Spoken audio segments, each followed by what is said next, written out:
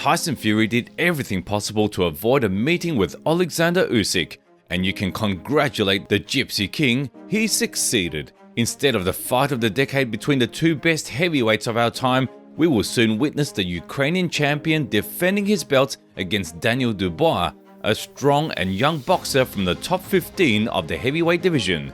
British Dynamite might be impressive, but certainly not as solid as Joshua or Chisora, so in this fight, Usyk has every chance to score his first full-fledged knockout in the heavyweight division. Until that happens, it's a good time to remember all the finishes in the career of the great Oleksandr Usyk. Please don't forget to like and leave a comment in 4 words, and also subscribe so you never miss new videos. And here we go. Let's get started. Number 1. Felipe Romero. You all have heard about Usyk's famous amateur career.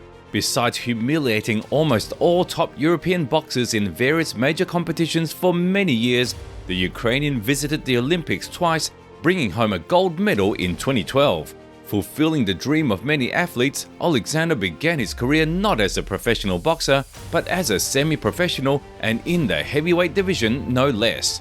In a rather unusual format, Usyk had a few fights and then transitioned to professional boxing as a cruiserweight. His debut took place in 2013 against the Mexican with a record of 16-7, Felipe Romero. Quite a decent opponent for a first career fight, isn't it? Throughout the first round, confusion was evident on Felipe's face. The highly experienced boxer had never seen people of his weight move so swiftly until today. Usyk was simply toying with the Mexican veteran, deciding when to score a knockdown or work from a distance. After 4 rounds of torturing his opponent, Oleksandr accelerated by about 10%, and even that was enough to meet Romero with a powerful left and finish the non-competitive bout.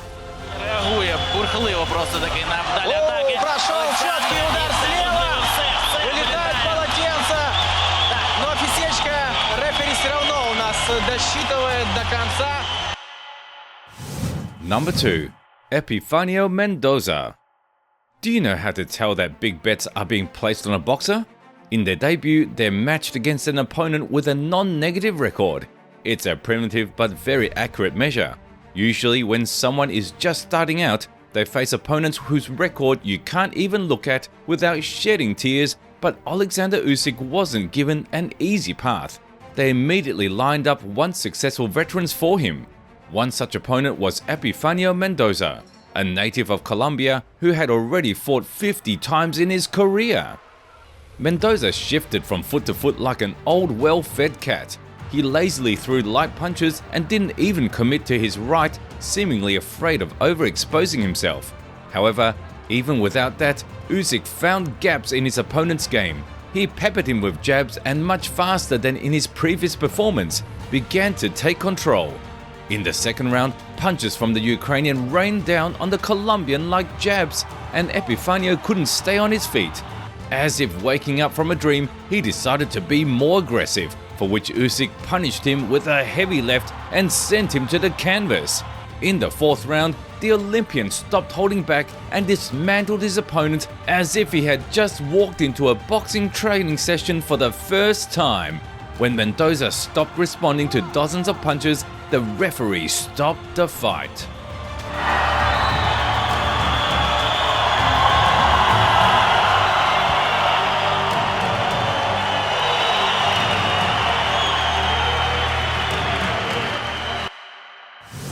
Number 3. Sephora. As soon as caring doctors carried Mendoza out of the ring, Usyk's managers once again set out for the boxing retirement home. However, this time they couldn't find any veterans still somewhat suitable for bouts, as they had all been knocked out by the rising star. In search of an opponent, Oleksandr had to venture out of his homeland. The destination was Germany, and the opponent turned out to be the local boxer Sephora, with a weak record of 15-9 and a resemblance to a miniature Anthony Joshua. Sephora's processor began melting as early as the 6th second of the fight. There were just too many feints from Usyk. Sephora couldn't understand. Would Oleksandr throw a punch or simply create space? The Ukrainian had no intention of making things easier for his opponent, and with each passing minute, the number of tricks increased. By the second round, the games were over and punches flew from all directions. Sephora endured a strong barrage, but the pace was so relentless that he simply couldn't respond. By the middle of the bout, Ben's jaw could no longer withstand the damage and he was knocked down for the first time. Tired of taking punishment, the German boxer lunged for a leg takedown but was stopped by the referee, only to then catch a sharp right uppercut. A beautifully executed knockout by Usyk. Очередная атака, и тут рефери даже не отсчитывает это нокаут. Четкая двойка, посмотрим на повторе, как это было. Но мы уже поздравляем украинца с третьей досрочной победой. Number 4. David Krenz. Did you know how dangerous an opponent Ben Sephora appeared to Usyk's team? During the fight that took place in late April, it was already known that Oleksandr would have another match on March the 31st in his native Ukraine. On the other hand, for an Olympic-level boxer, self-doubt wasn't an issue, so fights could be scheduled as often as every 2 weeks. By the way, who's our opponent this time? By the organizers' luck, they stumbled upon Argentine David Krenz, whose record of 21-8 indicated that he would be much tougher than the previous guys. Meeting every punch with his forehead, Krenz demonstrated the strength of his chin and the lack of brains. Usyk was highly aggressive that night, controlling everything and attacking the body much more, aiming to hit Krenz's liver. When it became clear that Krenz was tough enough, the Olympian switched to whirlwind combinations of 7 to 10 punches right at the guard. If you're bombarded with such a series, believe me, you'll feel it even through your guard. And that's what happened to Krenz when another punch sent him to the canvas. The fall happened in the third round, and in the fourth, Oleksandr returned to targeting the torso, landing a sharp left to the liver in the middle of the 3-minute round. One hit, and the opponent couldn't continue. Отличный удар, очень хлесткий, акцентированный по печени. Второй нокдаун. Фабино показывает Кrenz, что он не может продолжать. И вылетает белое полотенце. Да, это капитуляция, и это очередная досрочная победа для Олександра Усика. 4-я на его счету, и мы его поздравляем. Number 5. Daniel Brewer. With the emergence of opponents like David Krenz against Usyk, it became clear that the Ukrainian wouldn't be returning to the old folks home level of opposition and things would only get tougher. And that's exactly how it turned out. 4 months had passed since Oleksandr's last performance, and here we were back in the ring. Facing him was South African representative David Brewer with a fairly decent record of 24-5 and only one loss in his last 12 fights. Moreover, the bout was set for the title of interim WBO Intercontinental Championship. Brewer surprised everyone with his lack of defense. There was none. Usyk landed whenever he wanted and most importantly, whenever he wanted, and Daniel hardly responded. Instead of defense, the experienced boxer preferred to attack, but his punches were too sluggish for the highly mobile Oleksandr, making it hard to connect. The Olympian wasn't in a hurry and showcased beautiful boxing, especially skillfully employing uppercuts. Overall, the match followed a similar script. Brewer absorbed punches, moved forward with hooks, and took even more. In the 7th round, Daniel fully believed in his invincibility, lowering his guard and was instantly switched off by a left hook. One exquisite hit ended the prolonged beating.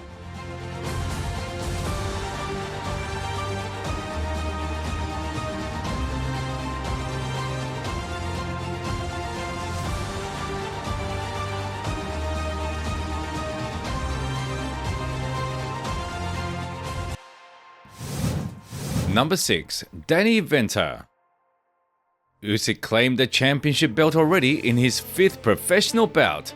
Yes, of course, the title wasn't a full-fledged one, so to speak, but such an event still happens quite rarely, and the Ukrainian certainly deserved praise. Soon, the interim belt turned into a full one, and Usyk began preparing for proper defenses, the first of which was scheduled against another guest from South Africa, Danny Venter, who was on an unbeaten streak of 4 fights. The bout turned out to be highly intriguing from a tactical perspective. Ventor took on the role of a stationary center and made Usyk work as the lead, countering the Ukrainian's attacks with powerful combos. Not all punches were precise or successful, but Danny was putting in effort and occasionally connected with the Olympian quite effectively. While Oleksandr had more accurate hits, he couldn't displace his opponent from the center of the ring until he began to tear him apart. In the middle of the match, the number of feints from the Ukrainian significantly increased and the challenger slightly faltered, surrendering the initiative and offering fewer retorts. The decisive part of the fight was the 9th round, where the Ukrainian definitively seized the center and unleashed his fury on his opponent. The devastating series was enough for the referee to stop the fight.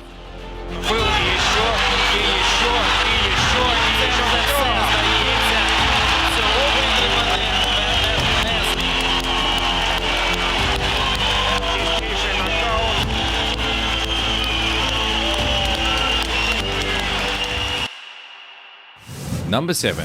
Ignisev. The first title defense proved much tougher than it might have seemed on paper, but this didn't affect the champion's confidence in his abilities. Just 3 months later, he was ready for the next challenge, and this time the opponent seemed highly interesting. Russian Ignisev decided to challenge the undefeated Usyk, and he could be called Usyk's weak copy. Why so?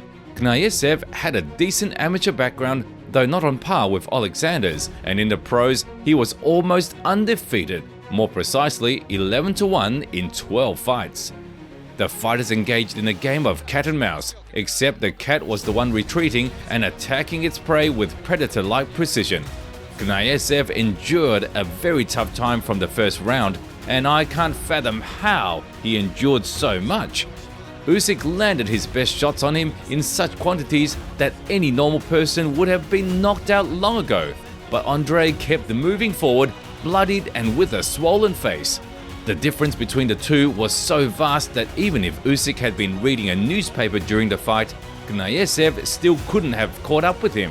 In all fairness, the slaughter could have been stopped starting from the 5th round, but Ignisev demonstrated his willingness to fight and kept pressing forward, although at one point his body gave out and the referee declared a technical knockout.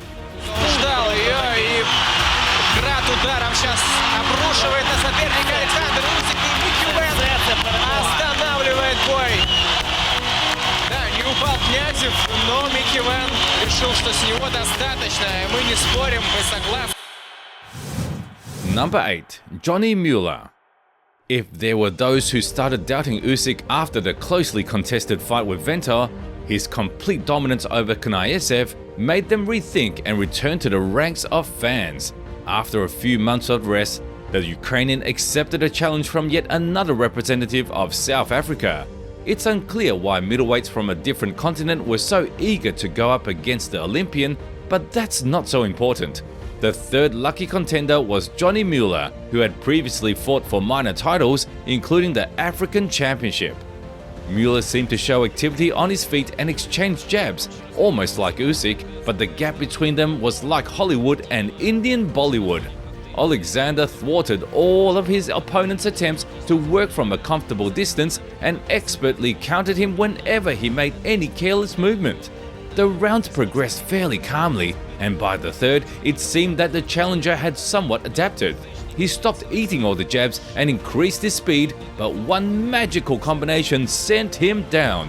Usyk unexpectedly delivered a spectacular knockdown, and after that, he rushed to finish his opponent.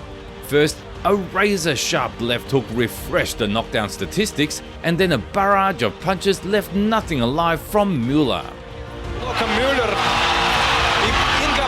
не выдерживает и останавливает этот бой. Вау! Фантастичний спорт, фантастична атака, шалений пресинг і Олександр Usyk відстоює свій пояс інтерконтинентального чемпіона за версією WBO. Number 9. Pedro Julio Rodriguez. It's quite amusing to remember when Usyk transitioned to the pros. Many fans labeled him a typical boxer puncher without a hint of knockout power.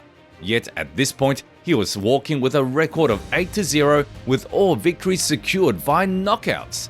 Perhaps Usyk doesn't possess the punching power of a rhinoceros, but he brilliantly knows how to counter, and that is valued much more. But let's refocus.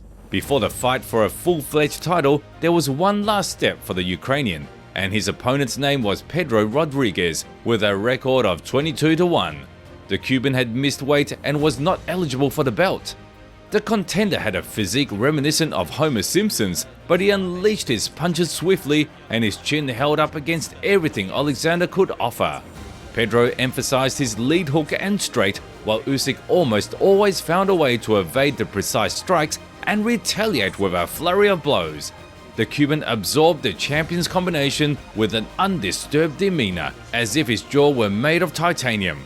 But that perception was mistaken. In the 6th round, Rodriguez realized he had taken more punishment than he'd bargained for and began covering up, but the champion was relentless. In his impeccable fighting dance, Usyk landed several of his best shots on his opponent, sealing a knockdown.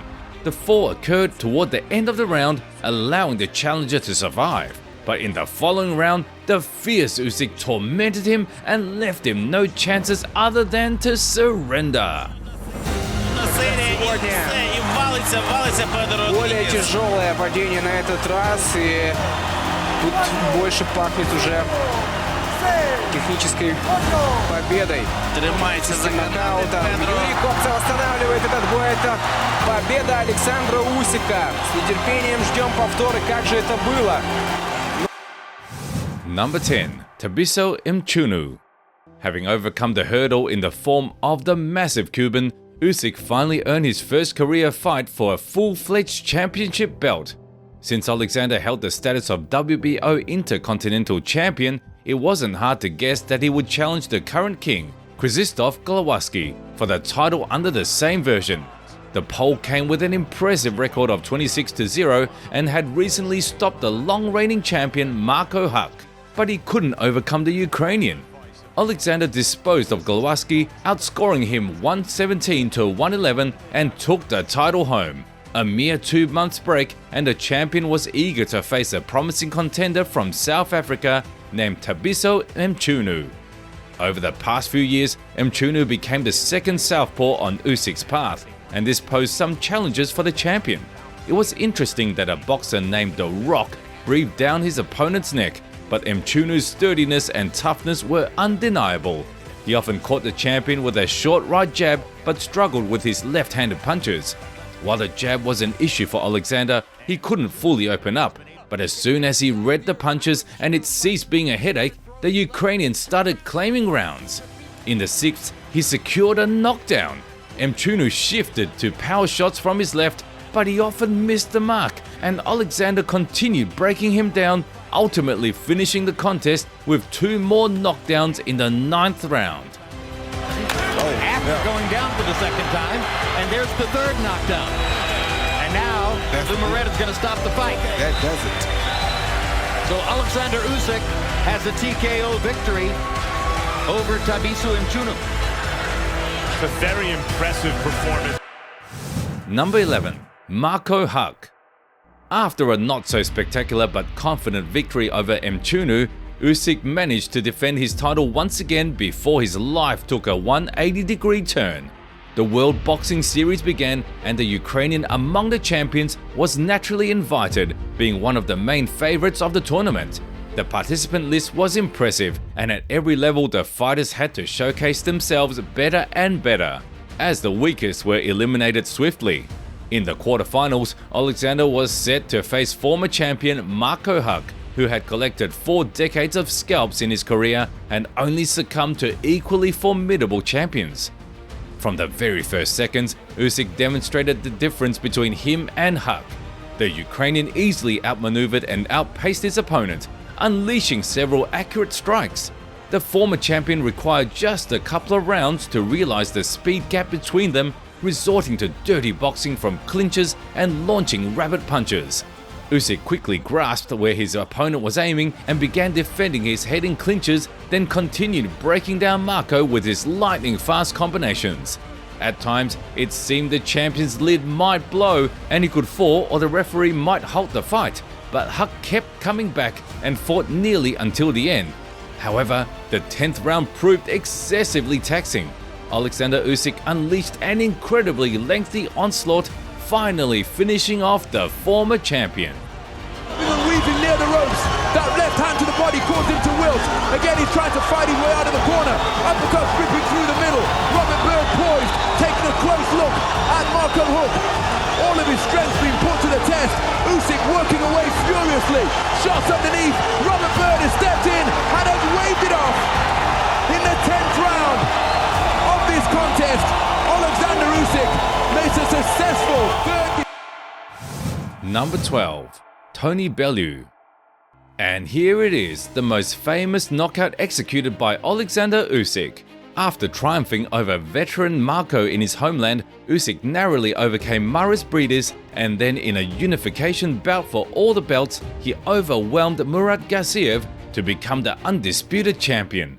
As early as 2013, when the Olympian had just embarked on his professional journey, many fans wanted to see him immediately in the heavyweight division. But Oleksandr chose to first deal with all the cruiserweights, and that's what he did. The only fight that interested Usyk before his move to the heavyweight division was a showdown with Tony Bellew, a British veteran who remained a formidable fighter in the category, untouched by Oleksandr's hands. 4 years ago, Usyk faced Evander, who managed to create competition for the champion through an interesting strategy. Bellew redefined the game plan and managed to shake up Oleksandr quite effectively. Without chasing the champion, he engaged him, but he didn't play the role of a statue and changed attack angles at crucial moments. He also attacked with excellent body shots and countered jabs with a powerful right hand. Most likely, someone with a lower boxing IQ would have lost the fight, but the talented Oleksandr, as in the fight with Evander, adjusted slightly and began dismantling his opponent's game, who was also slightly fatigued. It's unclear whose favor such a bout could have ended in on points, but why should we know when in the 8th round, Usyk made his opponent's body petrify with his left hand, a deafening knockout with one incredible blow. Right, and then drag that left hand back behind him and score. And then he nailed him right in the middle. Down he goes with the left hand! The momentum. And that's a wrap. Enjoyed the video? Then be sure to give it a like and subscribe to the channel. Which boxer would you like to see a video about in a similar format? Be sure to share your opinion in the comments.